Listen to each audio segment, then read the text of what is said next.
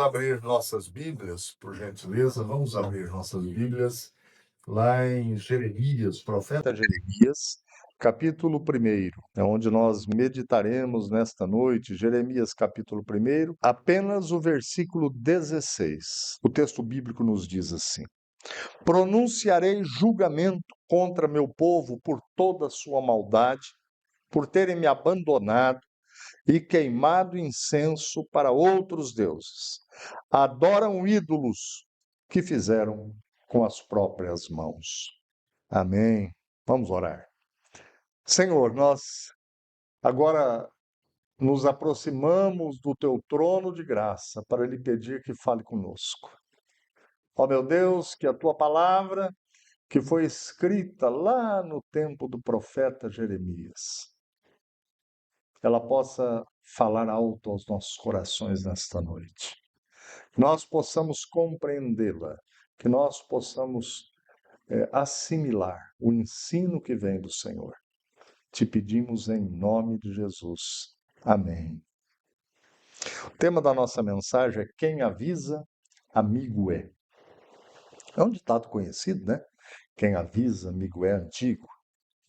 Mas eu quero começar falando sobre um acontecimento que se deu lá no Tocantins,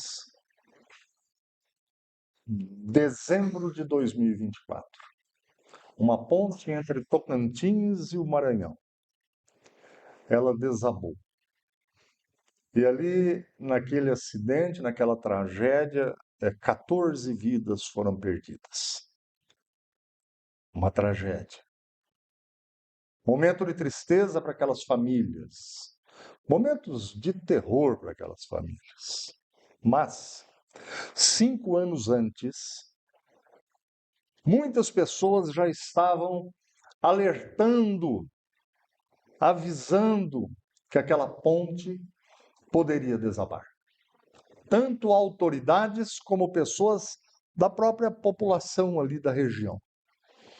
A ponte vai cair. A ponte está condenada. Existe um trecho que não está bom. É necessário que se faça alguma coisa. Mas o fato é que a situação foi sendo levada. Como a gente às vezes costuma dizer, foi sendo empurrada com a barriga. E a ponte caiu. A tragédia anunciada chegou. No tempo do texto que nós lemos, estava começando a acontecer algo muito semelhante. E Deus, como ele fazia naquele tempo, chamou um jovem para ser profeta. O profeta, ele vinha para dar o recado, o aviso, o alerta de Deus para o seu povo. Jeremias era filho de um sacerdote. Portanto, ele tinha garantida a sua entrada para o sacerdócio, para trabalhar no templo, para seguir os ritos, para realizar todas as atividades próprias de um sacerdote. Este trabalho, embora religioso, ele era um trabalho muito mais tranquilo, era algo muito melhor de ser realizado. Tanto que quando Deus chama Jeremias, ele fala, não, eu sou muito jovem. Bem provável Jeremias estivesse pensando, não, eu estou com a vida tranquila, eu vou ser sacerdote, igual meu pai. Mas Deus fala, não se preocupe, porque eu vou colocar a minha palavra na tua boca. Um sacerdote, como eu disse, cumpria os ofícios dele dentro do templo em dias e horários definidos, pré-definidos. Um profeta, não. Um profeta era aquele homem usado por Deus para levar a palavra ao povo, às autoridades, às pessoas ricas e a todo o povo. E geralmente essa palavra era contra o povo. E eles eram perseguidos. Eles tinham uma vida muito mais sofrida, a demanda era muito diferente. E é nesse contexto que nós vamos encontrar Jeremias falando para o povo que Deus iria enviar juízo e era necessário que o povo se arrependesse e mudasse de vida. Bem, por que será que Deus manda um aviso, um recado, um alerta desse para esse seu povo. Era o povo dele, é o povo de Deus, é a nação que Deus separa lá em Abraão, é o povo que Deus tira do Egito quando é escravo, é o povo que Deus diz que é como se fossem as meninas dos seus olhos. Por quê? Nós vamos ver aqui 4 motivos que levaram Deus a tomar esta decisão. Primeiro motivo, o povo de Deus estava agindo com maldade, conforme o texto que nós lemos. Como podemos compreender melhor a maldade de Israel e de Judá? Isaías 59, versículos 3 e 4 diz: As vossas mãos estão contaminadas de sangue. A nação de Israel tinha se desviado tanto daquilo que Deus tinha orientado, que eles agora se tornaram maldosos para ganhar dinheiro, para terem uma posição social elevada. Eles estavam derramando sangue, não importava de quem, como. Eles se tornaram sanguinários, povo de Deus, lá naquele tempo. Maldade, que é dita aqui no texto, não é só violência também, não. Havia injustiça, os juízes estavam comprados ou vendidos para darem decisões que favorecessem este ou aquele. Havia corrupção, pessoas estavam forjando situações para encherem os bolsos. Havia muita exploração do próximo. Os pobres, as viúvas, que Deus sempre diz, cuida desse povo. Eles precisam de cuidados, eles precisam serem cuidados. Estavam sendo colocados em último lugar. Havia injustiça e maldade em todo lugar de Israel, uma inversão total de valores. O amargo começou a ser chamado de doce. O azedo começou a ser chamado de doce, uma inversão de valores. Juízes que se vendiam e escondiam a verdade por dinheiro. Vivemos numa sociedade hoje, gente, Brasil e o mundo, que normaliza a maldade também. Infelizmente, trapaças, mentiras, ganâncias numa mesma empresa.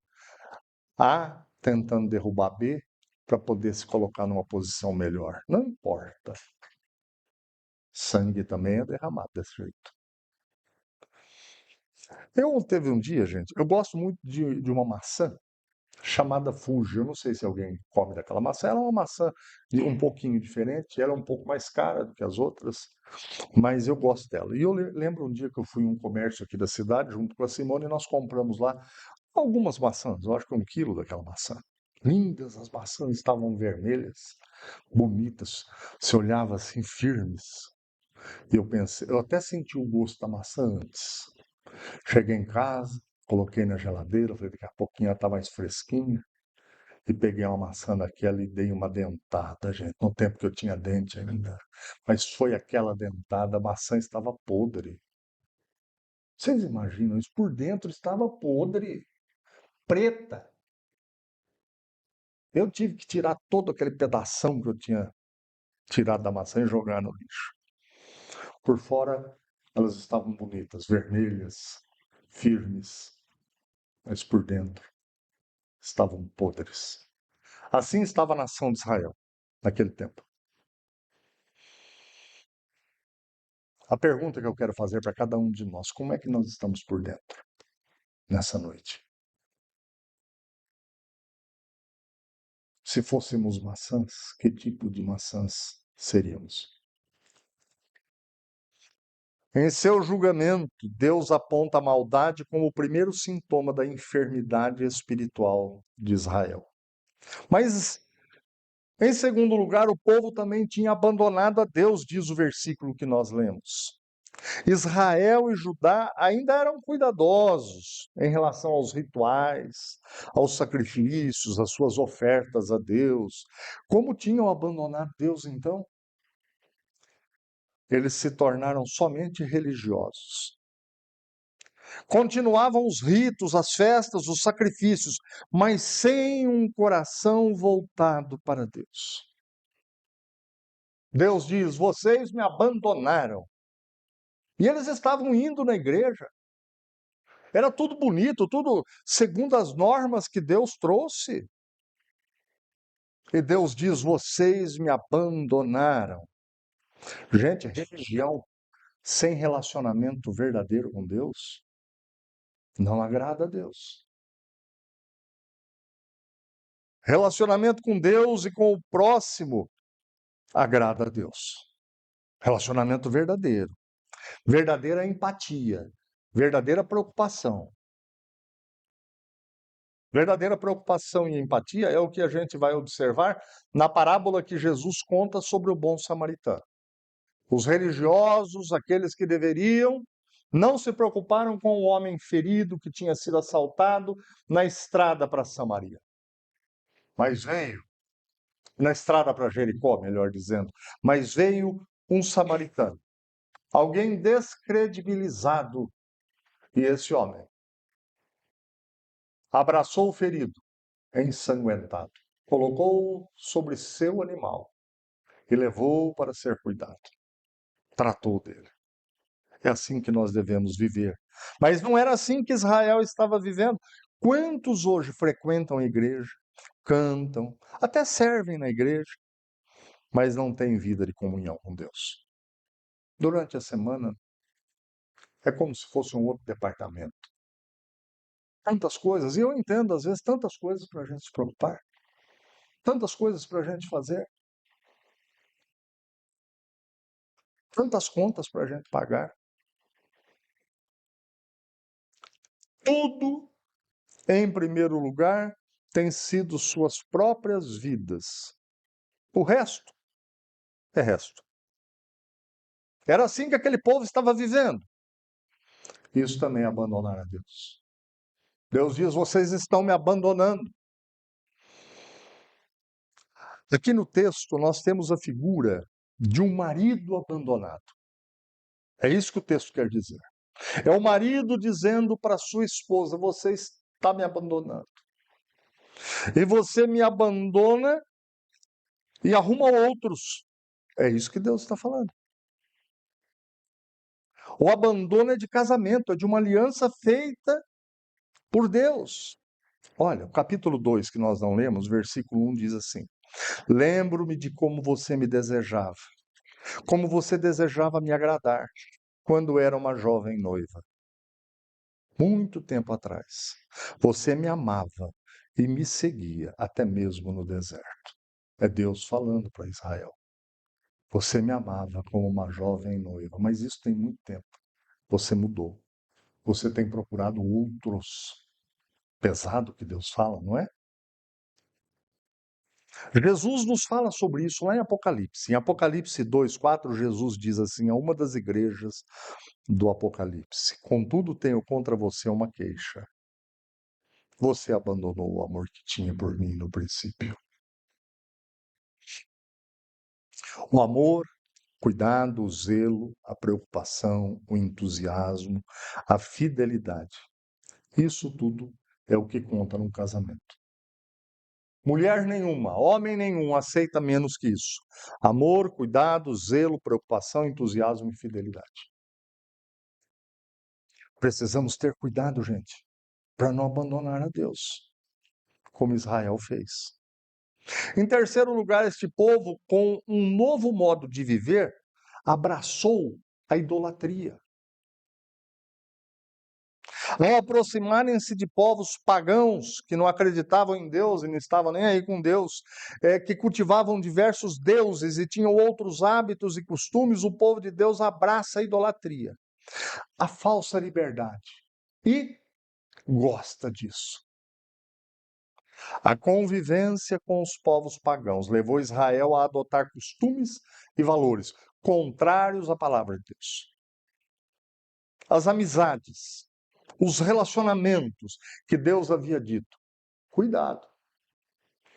começaram a influenciar demasiadamente o povo. Naquele contexto do Oriente, Israel começou a gostar das festas regadas a bebidas, as tradições do povo cananeu, os cultos com prostitutas cultuais, o povo de Deus.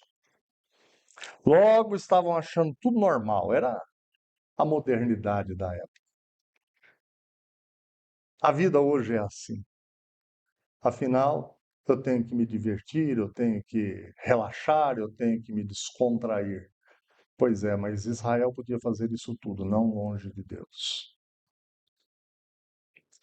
Idolatria, gente, não era só e não é só imagem, mas é também a cultura, os valores, os prazeres que ocupam a minha e a tua vida. Assim ocorre em todas as épocas e em nosso tempo também. Qualquer coisa que colocarmos nos nossos corações acima de Deus é idolatria. Hoje os ídolos podem ser dinheiro, status, redes sociais, ideologias, qualquer coisa que ocupe o centro da nossa vida. De vez em quando vale a pena todos nós pararmos um pouco na vida e percebermos assim, o que está ocupando de fato a maior parte da minha vida. Para percebermos se nós não estamos construindo lá dentro do coração ídolos que ocupam o lugar de Deus. Tem um texto em 1 João 5,21 que diz: Filhinhos, afastem-se dos ídolos. Filhinhos, afastem-se dos ídolos. É muito difícil, gente, quebrar ídolos, mas precisam ser quebrados. Aquela nação era uma nação amada por Deus, era uma nação observada por todos os que estavam próximos dela, a nação de Israel, como uma nação privilegiada que tinha relacionamento direto com Deus. O abraço à idolatria é apenas um modo de viver. Cuidado. E em último lugar, eles eram culpados porque o texto diz que eles construíram os ídolos com as próprias mãos. Eles mesmos construíram os seus ídolos. O texto nos mostra que eles não foram obrigados a fazer nada. Ninguém botou uma arma na cabeça deles, ninguém chantageou eles, nada. Eles quiseram, eles desejaram. Com as próprias mãos construíram os ídolos, ou seja, foram colocando coisas no lugar de Deus em seus corações. Foram seus desejos que os conduziram ao fracasso. O texto mostra que ninguém os obrigou. Diz assim, capítulo 2, versículo 13 de Jeremias: Pois meu povo cometeu duas maldades. Abandonaram a mim, fonte de água viva, e cavaram para si cisternas rachadas que não podem reter água. Olha, tudo que a gente vê nesse mundo de maravilhoso, eu estou pensando em coisas boas aqui. Praias, lugares paradisíacos, hotéis muito bonitos, as melhores gastronomias, comidas que a gente possa ver, as melhores coisas do mundo, se forem colocadas no lugar de Deus, não valem nada. E estas mesmas coisas não sustentam a vida de ninguém. Depois de algum tempo, você começa até a enjoar dessas coisas. São cisternas, são poços com buracos. Você bota água, é igual você carregar água num balaio. Não dá. Você enche um balaio d'água, mas você não carrega ele. O maior perigo não é o ídolo externo, não é o que está fora da gente. É o que está dentro do meu e do teu coração. O que nós carregamos de segunda a segunda dentro de nós é o que é perigoso. Deus disse lá em Ezequiel 14, versículo 3, esses homens, falando do meu povo, levantaram ídolos em seu coração e seguem coisas que os farão cair.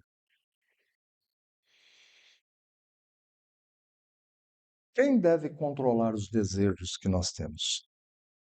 Nós. A palavra de Deus é clara. Nós precisamos controlar. Se depender de mim, gente, eu como um pudim de leite condensado por dia. Como e gosto. E acho bom. Só de falar minha boca deu água. Como diz um mineiro, virou um corgo minha boca. Mas não posso, eu sou diabético. E mesmo que não fosse, até quem não é diabético comer um pudim por dia? Não pode, não deve, não é bom. Então existem desejos que não são bons, gente. Nós todos temos desejos que são lícitos. Ah, eu desejo fazer uma viagem. É lícito. Ah, eu desejo comprar essa casa. Lícito. Ah, eu desejo comprar aquele carro. É lícito. Agora, todos nós sabemos que alguns não são lícitos. Não convém. Nós é que temos que dizer para alguns desejos não. Mesmo porque, gente, se todos os desejos que você tiver e eu, nós dissermos sim, nós somos apenas escravos de nossos próprios desejos. Nem tudo que achamos certo é certo, gente. Uma vida somente de prazeres leva à ruína. Foi o que aconteceu com a nação de Israel. Jesus nos ensinou a buscar o reino de Deus em primeiro lugar. Deus é muito generoso. As coisas que Deus nos dá, essas coisas são dadas com generosidade. Olha, eu me lembro que desde que os nossos filhos nasceram, todos eles, eu e a Simone, nós sempre pedimos a Deus que desse saúde a eles. A vida toda até hoje, Deus sempre foi muito generoso conosco. Uma vida de amor a Deus nos leva ao céu e à eternidade. Mas uma vida de amor a Deus nos leva a uma vida boa aqui. Por isso que Jesus disse: buscar em primeiro lugar o reino de Deus e a sua justiça, e todas as coisas que preocupam vocês serão dadas a vocês aqui. O emprego tão desejado, o salário tão desejado, ou a necessidade suprida, é aqui. E depois daqui nós teremos a eternidade. Quando Deus levanta Jeremias, é para dizer: vocês serão castigados por uma nação que vem do norte, era a Babilônia. E isso foi avisado, reavisado, foi alertado. E o povo, ouvindo tudo, tentou matar o profeta Jeremias, perseguiu o profeta, mas não deu ouvidos à palavra de Deus. A advertência do profeta Jeremias ecoa no meu dia, nos meus dias e nos seus dias. Não basta aparência de religiosidade. Deus quer uma vida de fidelidade e amor verdadeiro. Como povo de Deus, precisamos ser muito cuidadosos em qualquer época para percebermos como que de fato a gente está vivendo. Um pai amoroso, ele disciplina o filho, ele ensina, ele se importa. Ele se importa com o filho. Quando nós estamos agindo errado, Deus fala: "Oh, olhem para mim, olhem para a minha palavra, voltem, se arrependam, mudem."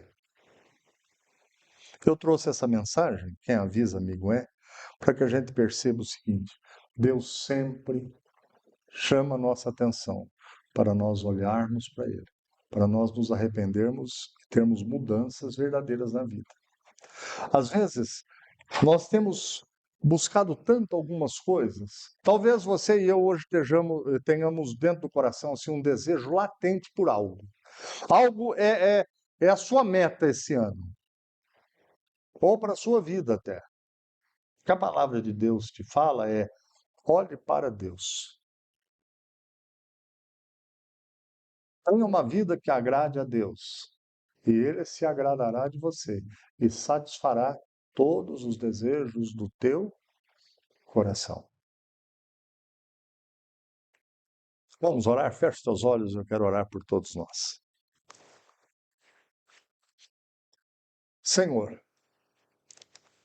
A gente lê uma história como essa do povo do Senhor lá do passado e a gente pensa: que povo teimoso, que povo difícil, que povo incrédulo. Mas daqui a pouco essa história está apontando para as nossas vidas, chamando-nos a fazermos uma avaliação.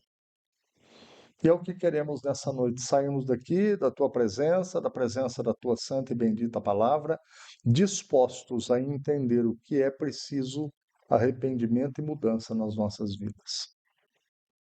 Meu Deus, que essa palavra tenha força e poder em nossas vidas. Que ela destrua e ajude-nos a derrubarmos e quebrarmos ídolos de dentro de nossos corações. Que nessa nova semana a gente possa viver de um jeito diferente. Que possamos avaliar, analisar situações próprias da nossa vida, do nosso cotidiano, do nosso dia a dia, em nossos relacionamentos, para que nós possamos agradar ao Senhor. Abençoa a vida de cada um que está aqui. Dá-nos um momento de despertamento diante de algumas realidades que precisam ser mudadas em nossas vidas. Abençoa-nos, meu Deus, nós pedimos em nome de Jesus. Amém.